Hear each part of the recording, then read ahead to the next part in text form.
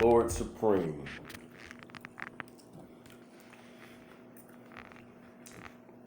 On this glorious day, it's another segment with the Abolish movement. So, we're going to discuss, over the course of the years, you know, our people have been getting arrested, selling weed, crack cocaine, heroin, buku amounts of people getting arrested. Probably for the past 40 years. Now we in 2019, halfway through the year, just riding up and riding through the streets, you see hella amount of people look like goddamn zombies. Heroin, big heroin epidemic here. But then I know in the 60s, let's not forget meth. Meth, yes, meth. Now, we got a lot of, people that strung out on that. But, now they getting skates.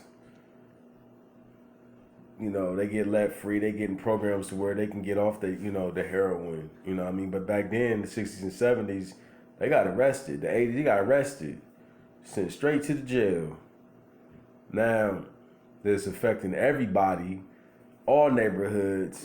Yeah. You laughing, right? But everybody, quote unquote. Yeah. So who might that be? Who might this everybody be? So go ahead and add on to that, because you snickered over there. Because it's funny, man. It's funny and sad at the same time. Look, we know the dope game, the street level people that they pick up and arrest. First of all, they're not even really making no real money. They just trying to survive. So the fact that you would be targeting them as if they're the problem, they ain't the problem, man. The big kingpins, the suppliers, the people who got processing facilities that, where tons and tons and tons of dope is coming through. Like, that's the dude you need to catch. Not some guy who got nickel and dime bags on the corner. That ain't the issue. That's just a symptom of the issue. But yeah, I just think the whole thing, how drugs is vilified and alcohol ain't and cigarettes ain't. Good point. You understand what I'm saying? Good point. Because who owns the state store? Who you get the license to sell liquor from, to sell alcohol from? Like, that's all state mandated, so it's thumbs up. But the dude on the corner trying to survive, who might not be able to get a job, who might use his charisma and his interaction with peoples and, moving and grooving and being cool. That might be a black dude, might be a brown dude. It probably is a black dude, probably is a brown dude. So the war on drugs was a war on those people. It was punish those people, incarcerate them, and break up their families. It wasn't to make a better society, because he went to jail and somebody else stood there and sold them same drugs. The issue is people want to use drugs. You can't win the war on drugs until you convince people to stop using drugs. As long as people want to use them, somebody probably gonna provide them for a price. That's just how that goes, man. Good point. If you see, if you could somehow get the demand to cease, Mexico wouldn't even be fooling with it. Colombia wouldn't be fooling with it if the United States didn't have the biggest concentration of people who use and abuse drugs. They gonna send the shit here. So right? You're right. We're not even. Let's not even leave out alcohol and cigarettes at the same time. But that gets taxed. And that's another issue they have with the dope game. Like, drug dealers don't fill out no 1040 form.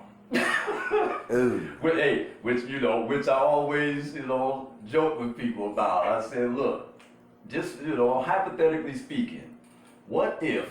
And which you probably shouldn't even do this, because if you're selling drugs, don't keep a ledger. Don't write shit down in case the police come. But let's just say, be smart. Yeah. Try to keep some estimate literally of how much money you made in a calendar year doing your activity. And at the end of the year, get that 1040 form. Put down that 50 grand, that 75 grand, 100 grand, I don't care if it's 20 grand. Put that on there, and if you're hustling part-time Add that on to the money you made from your job. Claim everything. And at the end of the day, they usually ask, what's your occupation? Shit, put sales on there. Drug sales, leave the drug off there. Just put sales. And pay any taxes due. I wonder if you could do that. That's their main issue. You getting something for nothing, they feel you ain't give them their cut. So that's just something to consider. Like, bruh, the fact that you ain't paid the taxes, that's what brought the heat. Not that you gave some guy some drugs in exchange for money when he wanted the drugs. They just need to say, look, let's call all this shit what it is. That's what the Abolish movement is for. Let's tell the truth about all this bullshit. Why you put these punitive laws in the 80s, where a fool probably still in jail for selling a couple rocks of cocaine in South Central back in 85. Like, he probably still in jail. However, now that everybody's being affected, as you said, quote unquote, little white kids is falling victim to the meth and the heroin. We need to have compassion for these people. We need to open treatment facilities, not more jails, or you don't need more jails now. So again, you're looking real bad. Reform everything. Fix the wrongs of the past. The man can't get his time back, but he can damn sure come out. He can have his record expunged because it was a personal attack. It wasn't even nothing criminal you was doing. You was personally attacking people, locking them up and warehousing them and jacking them up for the future, putting this record on them so now they can't even get a job, any decent one. Families is broke up. People lost houses, cars, marriages, all types of shit was fucked up. You flush people's futures down the toilet. So the best you can do is to cut people free, and somehow, that's part of the reparations for me. Make this right financially with these people. You want to legalize weed now? Then these people need to be given first priority to have ownership in these weed dispensaries and get some dough. Legally, since that's what you want to do. But, last I heard, I think about 80% of the ownership of these marijuana dispensaries is white males. The dude who put the punitive, hateful, racist rules on the books to go after the black and brown street level drug pushers. The foot soldiers, who again, we know is replaceable just like that. Just like that. If there's a market, them dude get arrested, he come out, sell again. If he dead, some new dude standing in his shoes. It's quick turnover. It ain't no big reward. Kind of low risk unless somebody's snitching or you just being sloppy. But yeah, you ain't gonna get rich doing hand-to-hand little shit like that. Small packages. To put that dude in prison for years, man, that has to be personal.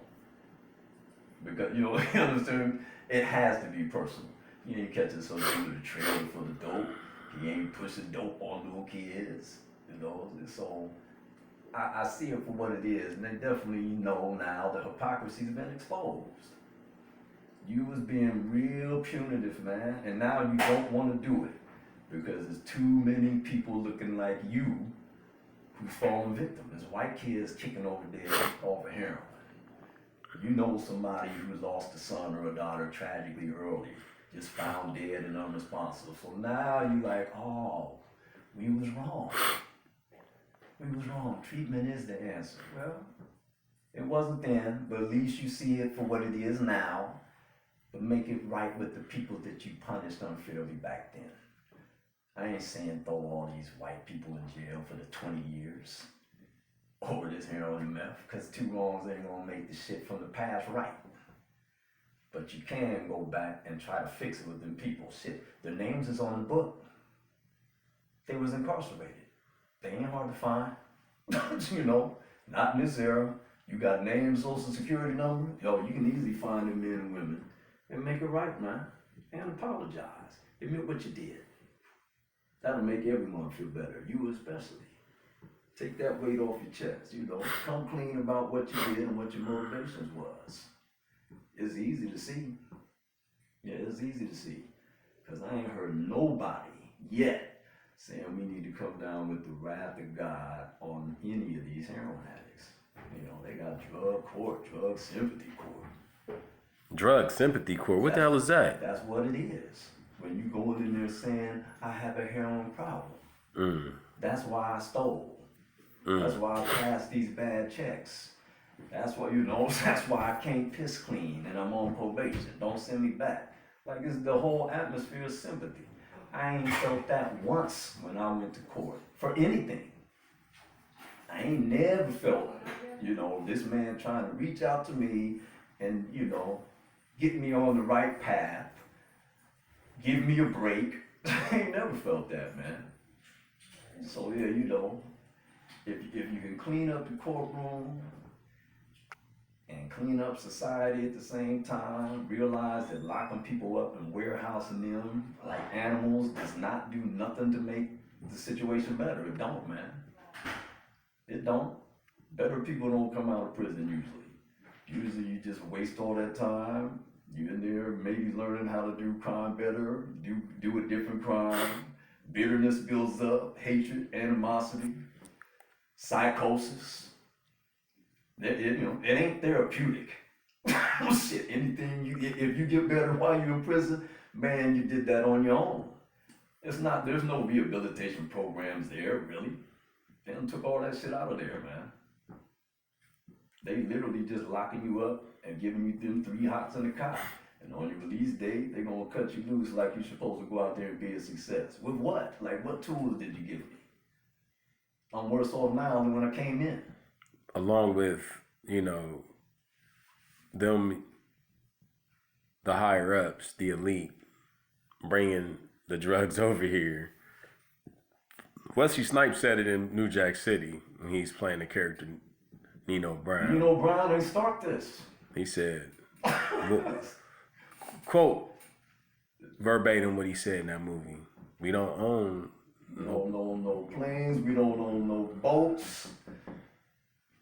Yeah, it's way bigger. It's way bigger than the guy you see, man.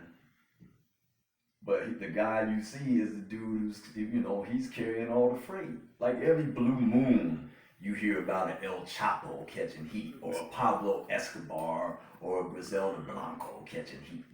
So that's the guy. Like, that's the fool. That's the dude. Like, that's the dude who is sending over boatloads, plane loads. So, but how does he end up being tons of keys of shit? But how does he end up being? How do they end up being the scapegoat when there has to be some type of transaction for that to even? Okay. I believe at some point those people burn a bridge. I believe they're allowed to operate with impunity to a certain extent, but I believe at some point, if they get too big and make an enemy of the wrong person, that's when they want to down them. That's what, to me, that's what it is, bro. The USA is in cahoots with a whole lot of quote unquote bad people. And they know that hey, just like a scary movie, you need a boogeyman or a monster. The world is the same. Like, you need heroes, but you also need villains.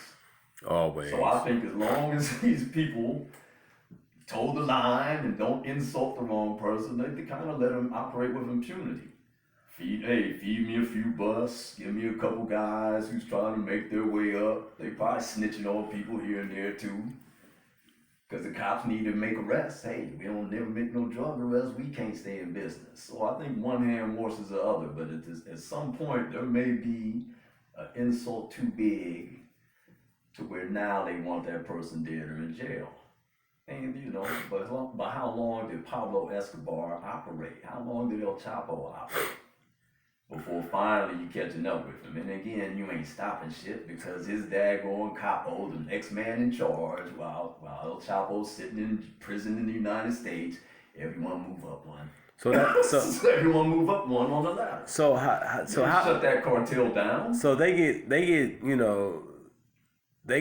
the scapegoat, but how does the United States, if they're not in the United States, how are they able to go to another country and arrest somebody or kill somebody because these people, drug dealers are somehow funneling their products in our country?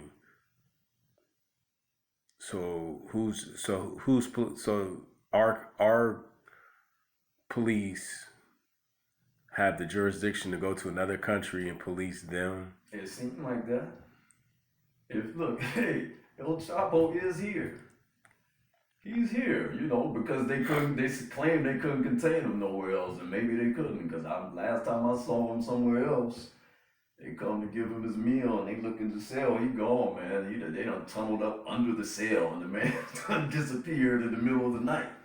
So what they claim is, hey, we got supermax high-tech facilities in the United States, and if you want this man to serve this sentence, give him to us, and they did. But with any of these type of people, I'm sure half of Mexico loved him, half hate him. You got people who love them people like that. See, a lot of Russians love Stalin, and he made a lot of motherfuckers disappear. Millions.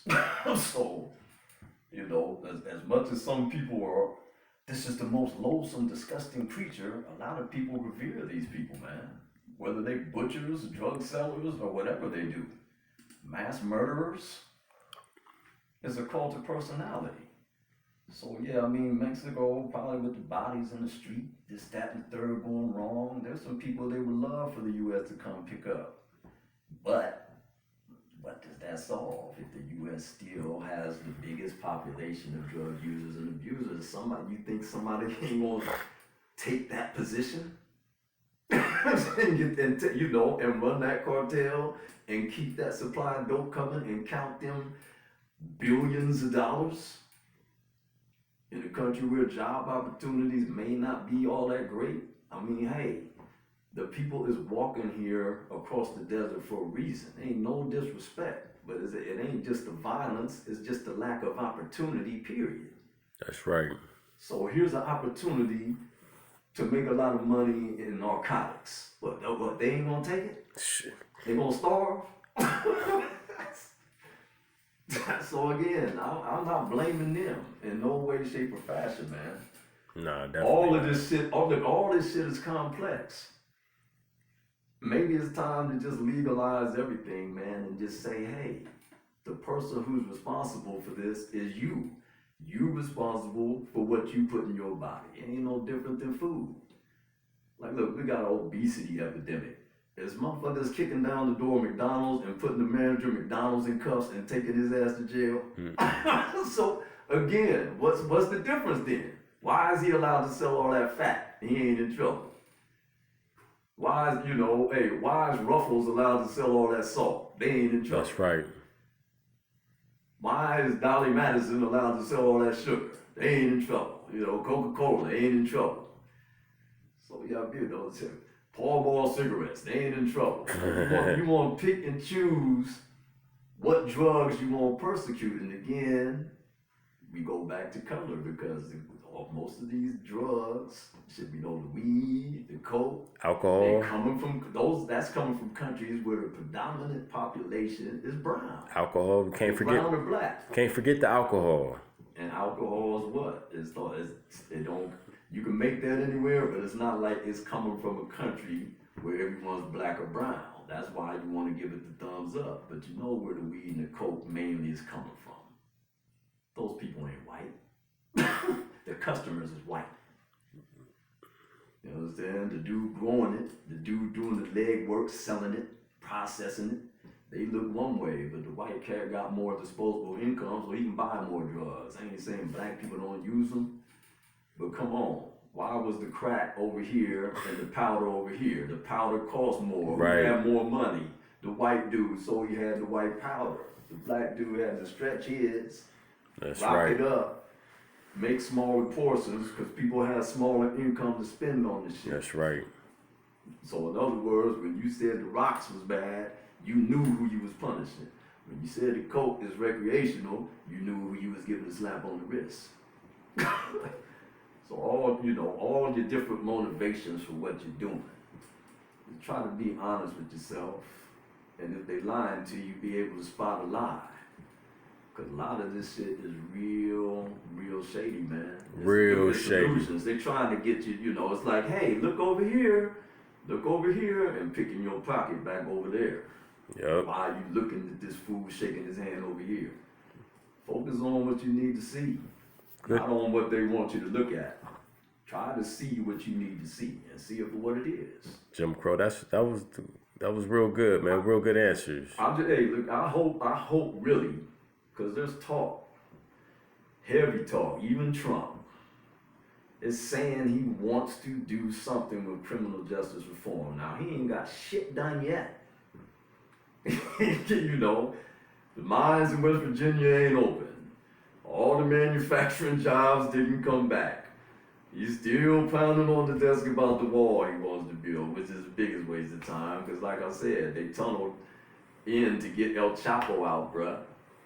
All my Mexican brothers will tell you in a minute. Ask them. This ain't no racial disrespect. They'll tell you they know intimately the business end of a motherfucking shovel. So you can build the wall up to the clouds. The motherfucker still can come up under it. So if he really wants to do something with criminal justice reform, and you're starting to get younger, hopefully more enlightened people won a lot of positions in the last election. We're starting to see a slight change in the guard. A lot of women got in places where they never got in states where they wouldn't think about voting for no woman, or wasn't thinking about voting for no Democrats. So it seemed like a little bit of change is afoot. Hopefully they can just say, look, man, locking people up don't work. Big long sentences don't work. If they worked, if jails work and big scary long sentences and life sentences and death penalty work, then why do people still commit the crimes knowing that that's what they might face? That's right. You're in the state with the death penalty and you killing somebody anyway. Then that lets you know that the death penalty really ain't no deterrent. Nope. It's just something that made people feel good. It's people who scared, punks. Yep. Ooh, get the scary guy off the street. You know what I'm saying? Like, hey, like if the death penalty wasn't there, like people would just be going crazy and everybody be killing each other like the purge or some shit. Most people gonna do the right thing, man. Like the vast majority, people ain't, but people ain't going to work saying, damn, I wish that, the punitive system was a little lighter, like it slaps on the wrist or, probation or something. If only they wasn't giving people 15 to life for killing people, I'd be out here killing everybody I see. That's not the reality of the situation. So what you need to do is find something different. United States, I believe, they definitely lock up the most people in the world, but I almost want to say the next 6 countries behind it, like countries number 2 through 7, combined, don't lock up as many people as the United States. Well, this is that's a big number. Jim Crow, the United States is one big corporation. And jails make money. Good high-paying jobs for COs, wardens, commissary contracts. We just throwing that out there so everybody can know. See, countries that, majority of countries in this world, they have a system of king and queens. Corporations have presidents, vice presidents, CEOs. Think about that. Board of directors. All high salaried. All them people mentioned very high salary. Yeah, so think about that. So in closing, Jim Crow, can you give us some hot spit? Something. Since we gave the people a little bit of information and how we felt about these laws and the drug game and alcohol and cigarettes and all that, it's shady, man, real shady business. Yeah, like I said, there's better ways to make money, man. I know these small towns where a lot of these prisons are, the economy ain't really all that vibrant. And the daggone prison, if it closed down, a lot of them motherfuckers wouldn't know what to do. It's like the biggest employer in a lot of these towns. And they getting people from the inner cities, other states, and sending them way out. Yeah. And they probably don't want reform, and that's what's gonna make it hard. Like, why in the fuck we gonna vote to close down this when we all eating good off of it? But it ain't just about you eating good, dude. It's about the whole situation. That's right. Climate for all of us. It's about making a better world. That's right. So yeah, housing people up like they animals at a zoo, bro. It ain't better for them and their families while they're in there. And when they come out, a lot of them come out with a whole lot of trauma. They not, they're not better. They ain't better off, man. You don't believe it? Lock yourself in a room in your motherfucking house for a week. You ain't got to do no 10 years. You ain't got to do 10 days. Do 7. Lock yourself in your bedroom for 7 days and see how you feel. Probably not better than when you went in on Sunday. But anyway, without further ado, random thoughts as usual. In a word, my demeanor, royal. Fresh out the shower, anoint the body head to toe with baby oil. I was born on the 4th of July, but I'm still fighting for my fucking independence. 1 foot over an open grave, the other firmly on ice. On Judgment Day, what they say, suspended sentence. Tell them to fuck off. I'm tired as hell of all this motherfucking thankless toil. Why in the hell he think he's entitled to the fruits of my labor? That white man's completely spoiled. The truth cuts deep, but we don't care. We are prepared to give and get scars. I never once said that I didn't do enough, bro. I'd rather be accused of going too far. That's it. That was dope. Going too far. Words and actions. Better than not doing nothing or falling short on your effort. In closing, this is from Jim Crow and Lord Supreme, the Abolish movement. Peace, everybody. Peace.